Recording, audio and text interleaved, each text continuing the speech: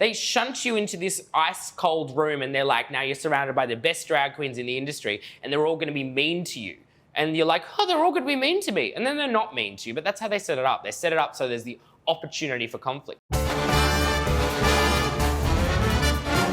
Hello and welcome to Drag and Dine, our weekly drag race elimination show where we sit down with the eliminated racers from RuPaul's Drag Race Down Under. And today I'm with the wonderful Etcetera Etcetera.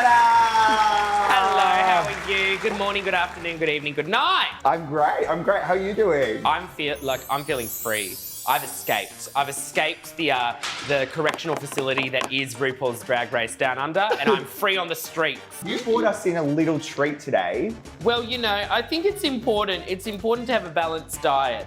So I wake up every morning for breakfast, I eat a can of Heinz Big and Chunky ravioli. And this contains 3.5 serves of veg. And it's really important just to get it in ya. This is so glamorous of me. I love it. My favorite thing about it is the consistency. If Gloopy had a image, this is Gloopy. This is Gloopy. That's not real. That's not real. Anyway. It smells okay. I was really expecting some nasty canned shit, and this is... It's delicious. Yeah. Bon appetit, or as they say in Italy, bella fresca.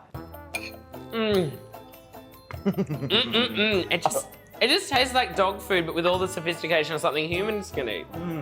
Okay, so now we're gonna jump into a little segment called Wear It or Tear It. So this week on the runway category was the finest shiller in the bush. So one by one, we're gonna go through each of the runway looks and you're gonna tell me if you'd wear it or tear it. Cue ripping sound effect. First up, we have Elektra Shock.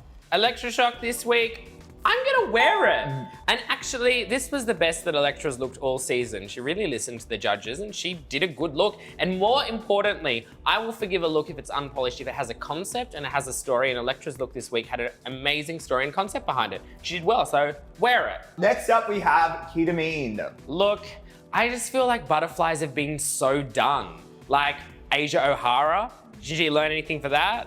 At least they weren't live, but I'm gonna tear it. Next up, we have Maxi Shield. Maxi Shield, wear it, I'd wear it. Oh, she said cinema, history, art, culture, lace. And also, she sent me home in the fucking lip sync, so obviously, wear it. Next up, we have Tina Burner.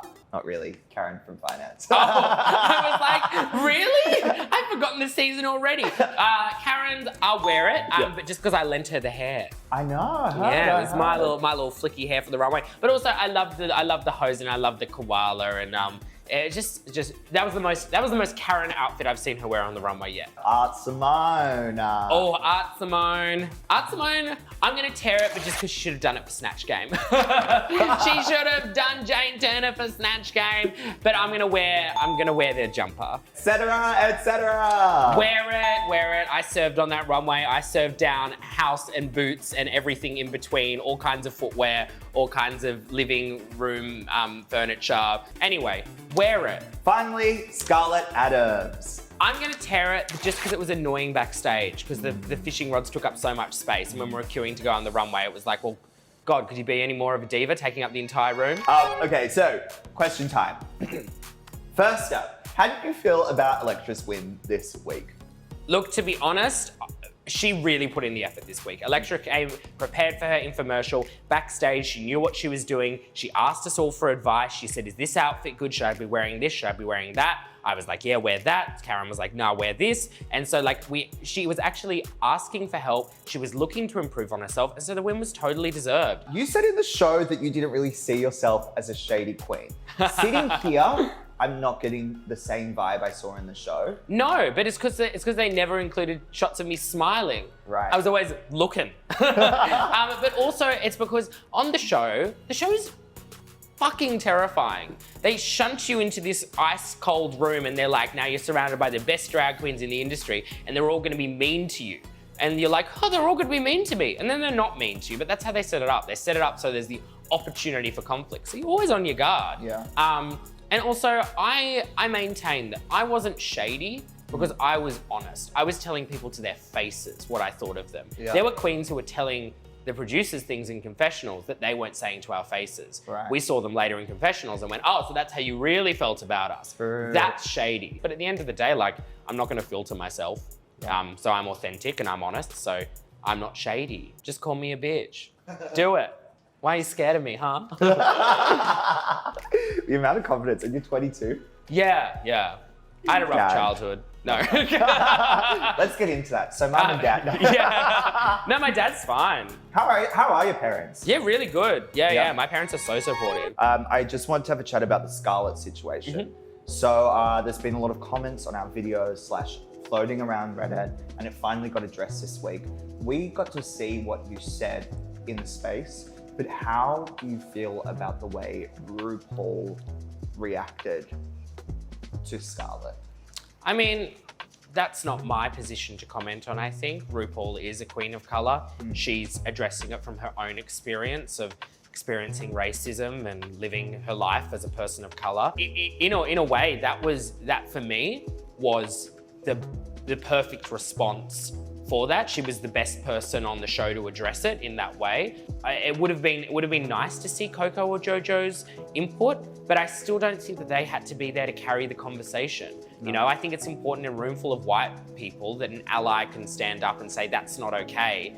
And the burden doesn't always fall on people of color to stand there and go, I've got to defend myself against someone like Scarlet, who has a history of racist aggressions and microaggressions. And so it's like, where do you feel safe as a person of color in entering that conversation with someone you know who has done those things? So earlier this week, JoJo tweeted out, and excuse me because it's in really small print on my phone, please don't stop watching Drag Race Down Under. I get it. Believe me, I do. But we need the ratings for a second season because I really want to jump out of a box like Shangela.